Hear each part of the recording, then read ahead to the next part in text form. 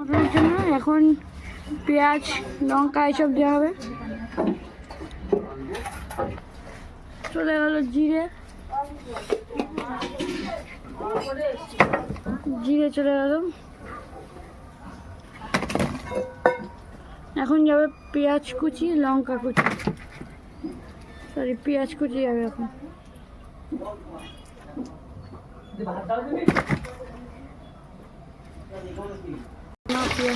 চলে গেল পেঁয়াজ।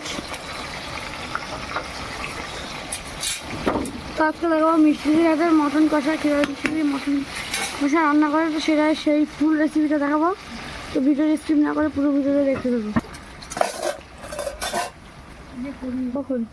চলে গেল লঙ্কা, শুকনো লঙ্কার পেস্ট।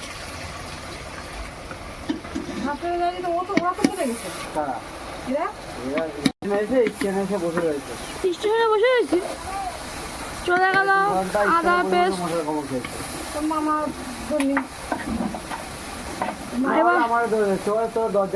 এবার রসুন পেস্ট। এখন চলে যাচ্ছে লবণ পরিমাণ মতো,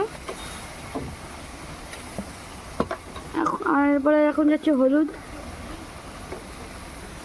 পরিমাণ মতো, হলুদ চলে গেল। এখন এটাকে নাড়ানো হবে, নাড়াচাড়ানো।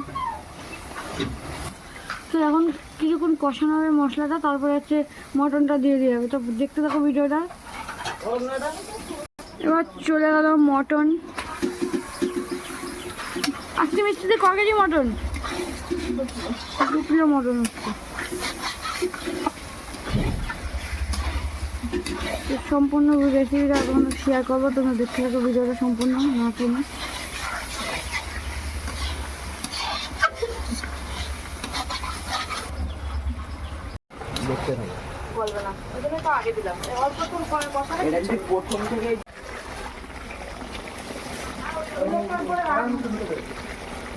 না কড়াইয়ের মধ্যে ওই লোকটা পরে রাখবো না।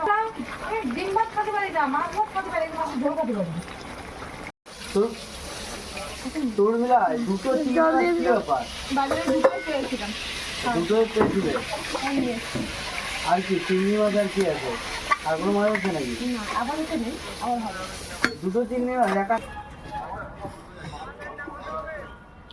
মিষ্টিদের দিকে কষানোর পরে জল দেওয়া হয়ে গেছে। তো বন্ধু দেখুন টকবক করে ফুটছে মটন। আর কিছুক্ষণ পরে, আর মানে আর 10-15 মিনিট পরে মটন নেমে যাবে। তো দেখুন টকবক করে কিন্তু ফুটছে মটন।